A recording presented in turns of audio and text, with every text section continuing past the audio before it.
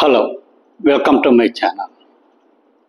ఈరోజు ఈ వీడియోలో ఈ నెల బీహార్లో జరగబోతున్న ఎన్నికల ఫలితాల మీద కొంచెం చర్చించుకుందాం.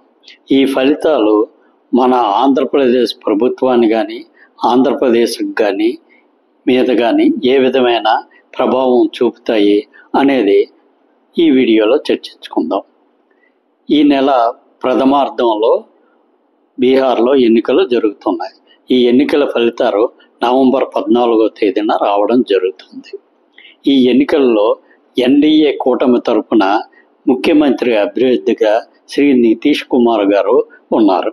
అదేవిధంగా మహాగఠబంధన్ కూటమి తరపున ముఖ్యమంత్రి అభ్యర్థిగా శ్రీ తేజస్వి యాదవ్ గారు ఉన్నారు. ఈరోజు మహాగఠబంధన్ మెజార్టీ స్థానాల్లో గెలిస్తే మన ఆంధ్రప్రదేశ్ ప్రభుత్వం మీద ఏ విధమైన ప్రభావం ఉండొచ్చు.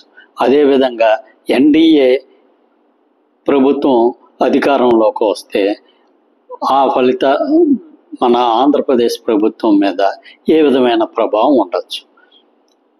దీని గురించి చర్చించుకుంటే మనకి ఎన్డీఏ ప్రభుత్వం అంటే బీజేపీ సెంట్రల్ గవర్నమెంట్ అంటే కేంద్ర ప్రభుత్వం కూడా అధికారంలోకి రావడం.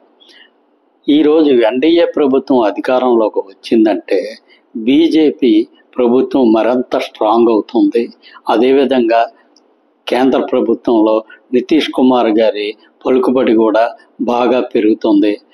కాబట్టి మనకి కొంతవరకు దానివల్ల ఒక విధమైన నెగిటివ్ ఇంపాక్ట్ వచ్చే అవకాశం ఉంది. కాకపోతే పూర్తిగా నెగిటివ్ ఇంపాక్ట్ వస్తుందా అనేది మనం చెప్పలేము. కాకపోతే కొంతవరకు వాళ్ళు స్ట్రాంగ్ అయ్యే అవకాశం ఎంతైనా ఉంటుంది. కానీ ఒకవేళ మహాగఠబంధన్ కానీ అధికారంలోకి వచ్చిందంటే ఆంధ్రప్రదేశ్ ప్రభుత్వానికి కేంద్ర ప్రభుత్వంలో పలుకుబడి చాలా బాగా పెరుగుతుంది. ఇది ఎందుకు జరుగుతుందంటే మనం ఒక్కసారి వెనక్కి వెళ్తే 2014లో కేంద్ర ప్రభుత్వంలో టీడీపీ ప్రభుత్వం కూడా చేరి ఉంది.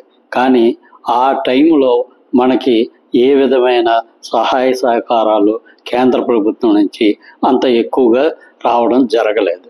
కానీ ప్రస్తుతం 2024 ఎన్నికల తర్వాత ఈరోజు కేంద్ర ప్రభుత్వంలో తెలుగుదేశం ప్రభుత్వం సహాయం లేకపోతే అది మనుగడ సాగించడం సాధ్యం కాదు. కాబట్టి ఇప్పుడు తెలుగుదేశం ప్రభుత్వంకి చాలా వరకు కేంద్ర ప్రభుత్వం వాళ్ళు సహాయ సహకారాలు అందించడం జరుగుతుంది. కాబట్టి ఇప్పుడు కానీ పొరపాటున మహాగఠబంధన్ అక్కడ అధికారంలోకి వచ్చిందంటే మనకి వచ్చే సహకారం మరింత ఎక్కువగా ఉంటుంది.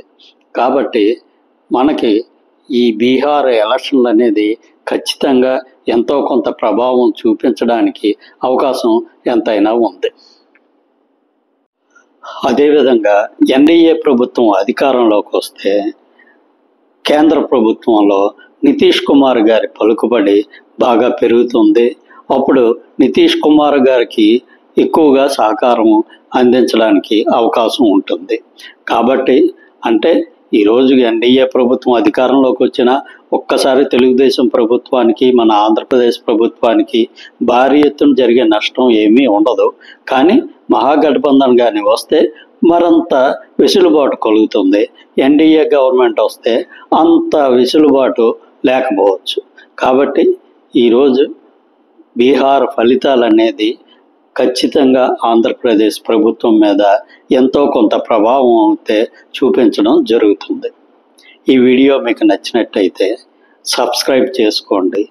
Thank you very much.